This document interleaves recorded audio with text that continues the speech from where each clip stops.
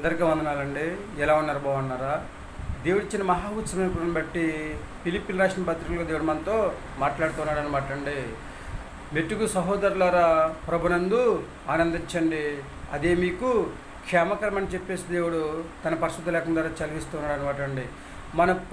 మనందరము కూడా ప్రభునందు ఆనందించి క్షేమకరంగా ఉండాలంటే, హాయిగా ఉండాలంటే ఏం చేయాలండి? మనం 1వ తిమోతికి రాసిన పత్రికలో చెప్పబడిన ప్రకారము అన్న వస్త్రములు కలిగి తృప్తి పొందాలని చెప్పేసి దేవుడు చెప్తూ ఉన్నాడు అండి. మత్తయి సువార్తలో చెప్పబడిన ప్రకారము ఆయన రాజ్యంలో మొదట నీతిని న్యాయాన్ని వెతకమని చెప్పేసి దేవుడు తన పరిశుద్ధ లేఖనం ద్వారా చదివిస్తున్నాడు అనమాట. అంటే హెబ్రీయులకు రాసిన పత్రికలు చెప్పబడిన ప్రకారము నీతిని ప్రేమించాలి, దుర్నీతిని ద్వేషించాలన్నమాట అండి. ఉన్నదని చెప్పేసి గర్వపడకూడదు, లేదని చెప్పేసి బాధపడకూడదండి.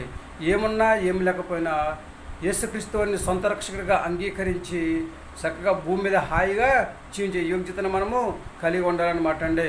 అలాగే దేవుని ఎదుటి నిర్దోషిగా ఎంచబడాలి, దేవుని ఎదుటి నిలిచే అర్హతను మనము సంపాదించుకోవాలని చెప్పేసి దేవుడు తన పరిశుద్ధ లేఖనం ద్వారా చదివిస్తూ ఉన్నాడు కనుక చక్కగా దేవుడిచ్చిన మహా ఉత్సవం బట్టి సామెతల గ్రంథంలో చూడండి, ప్రభువా నాకు మరీ పేదరికాన్ని ఇవ్వకో, మరీ పేదరికాన్ని ఇస్తే నిన్ను దూషిస్తానేమో, అలాగే మనం చూసుకున్నట్లయితే మరీ ధనవంతులుగా చేయకు, ధనవంతులుగా చేసినడలా తినేసి నిన్ను మర్చిపోతానేమో, అలా కాకుండా ఇలా కాకుండా ఏ పూటకు కావాల్సిన ఆహారాన్ని ఆ పూటకు దయచేయని చెప్పేసి అతడు దేవుని అడిగినట్లు మనము చూస్తూ ఉన్నామన్నమాట అండి.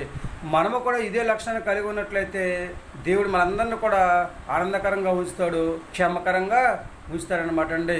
యవనస్తులు మీకు ఎన్నెన్నో ఆలోచనలు ఉంటాయి, ఎన్నెన్నో కోరికలు ఉంటాయి, ఎన్నెన్నో ఊహలు ఉంటాయి, ఏదేదో సాధించాలని చెప్పేసి అనుకుంటూ ఉంటారు. కానీ సర్వశక్తి గల దేవుడి నామంలో విశ్వాసంతో ప్రార్థన చేసి దేవుడిని అడిగితే మీరు ఎలా జీవించాలో దేవుడు మీకు నేర్పిస్తూ ఉంటాడు కనుక చక్కగా మీరు ఏంటంటో సంపాదించుకోవాలని చెప్పేసి అందందానికి ఆశపడకుండా ఉన్నదాంతో తృప్తిపడే జీవించే యోగ్యతను మీరు కలిగి ఉండాలన్నమాట అండి. ఎవరు ఏదో సంపాదించుకుంటున్నారో మనం కూడా సంపాదించుకోవాలంటే కొన్ని సందర్భంలో సాధ్యము కాదనమాట అండి. కాబట్టి మీకు ఎప్పుడు ఎక్కడ ఎలా సహాయం చేయాలో దేవుడు మీకు సహాయం చేస్తూ ఉంటాడనమాట అండి. యవనస్తులు చాలా జాగ్రత్తగా ఉండాలి, దేవుని ఆలోచన ప్రకారం నడుచుకోండి.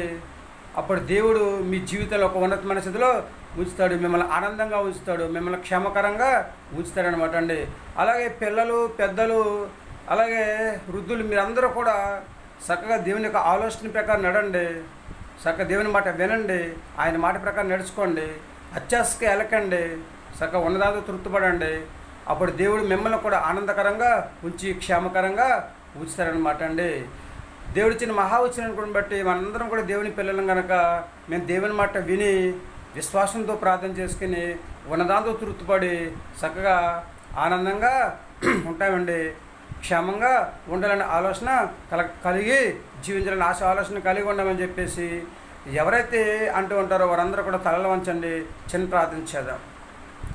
మహాపురుషుని పరలోకపు తండ్రి, నీ ఘనమైన పదం లెక్కలన్నీ స్తుతిస్తుంది ప్రభావ. పరిశుద్ధ గ్రంథంలో నీ మాట విని తండ్రి ప్రభావ, నీ మాట ప్రకారం దండిస్తున్న ప్రభావ అనేక మంది ఉన్నారు, నీకు వందనాలు తండ్రి. వారందరూ ప్రభావ తండ్రి ఆనందకరంగా ఉన్నారు, క్షేమకరంగా ఉన్నారు ప్రభావ, నీకు వందనాలు తండ్రిస్తుంది ప్రభావ.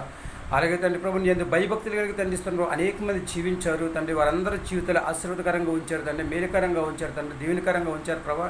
వారు తండ్రిస్తున్న భూమి మీద తండ్రిస్తున్న ప్రభావ హాయిగా జీవించినట్లుగా నేను చూస్తున్నాం, నీకు వందనాలు తండ్రి. అలాగే బిడ్డలందరూ తండ్రిస్తున్నాం ప్రభావ, విశ్వాసంతో ప్రార్థన చేసుకుని తండ్రి ప్రభావ, ఉన్నదాంతో తృప్తిపడి అందదానికి ఆశపడకుండా తండ్రిస్తుంది ప్రభావ, నీతిని న్యాయాన్ని వెతికి తండ్రిస్తుంది ప్రభావ, చక్కగా విశ్వాసంతో ప్రార్థన చేసుకుని తండ్రి ప్రభావ తండ్రి పిల్లలందరూ కూడా తండ్రి ప్రభావ ఆనందకరంగా ఉండే జీవితాన్ని దయచేయండి, క్షేమకరంగా ఉండే జీవితాన్ని దయచేయమని ప్రార్థిస్తున్నాం ప్రభావ, నీకు వందనాలు తండ్రిస్తున్నాం. అలాగే తండ్రి ప్రభావ మరి సర్వసృష్టిలో తండ్రి ప్రభావ చిన్నలను, పెద్దలను, యవనస్తులను, వృద్ధులందరూ కూడా దీవించండి. వారు చేస్తున్న వ్యాపారాలను, ఉద్యోగాలను తండ్రిస్తుంది ప్రభావ. అలాగే తండ్రిస్తున్న వివాహం కోసం ఎదురు చూస్తున్న వారిని తండ్రిస్తుంది తండ్రి ప్రభావ. అనారోగ్యంతో బాధపడుతున్న వారిని, గర్భిణీ స్త్రీలను, బాలింతరాలను తండ్రి ప్రభావ, సంతానం లేని వారిని తండ్రి.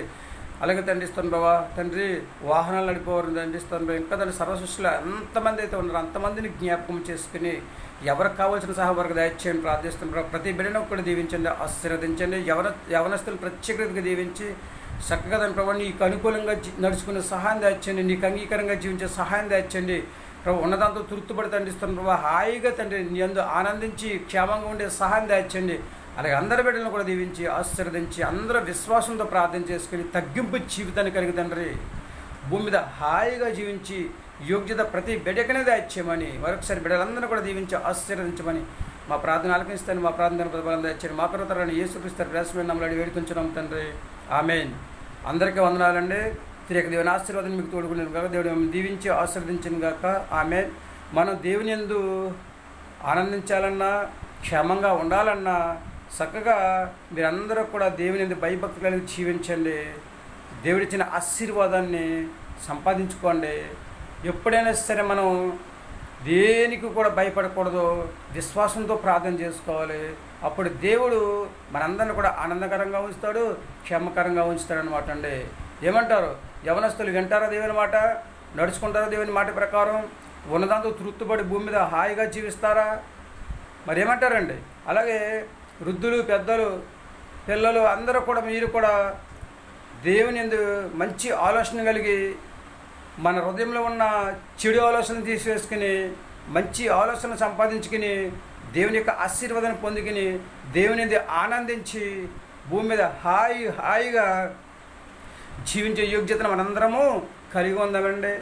ఎందుకంటే మీరు బాగోవాలి, నేనే బాగోవాలి, అందరూ బాగోవాలి. అందులో మీరు నేను మనందరము ఉండాలి. అంటే అందరి కోసం ప్రార్థన చేయాలి, అందరూ దీవించబడాలి, అందరూ ఆశీర్వదించబడాలి, అందరూ అభివృద్ధి పొందాలి, అందరూ కూడా రాజ్య వారసులుగా జీవించే యోగ్యతను సంపాదించుకునే స్థితిని కలిగి ఉండాలని చెప్పేసి మనందరము కూడా మన కోసం మనం ప్రార్థన చేసుకుని అందరి కోసం ప్రార్థన చేసి ఉన్నదంతా తృప్తిపడి హాయిగా జీవించే యోగ్యతను సంపాదించుకునే స్థితిని కలిగి ఉందామా? ఏమంటారు?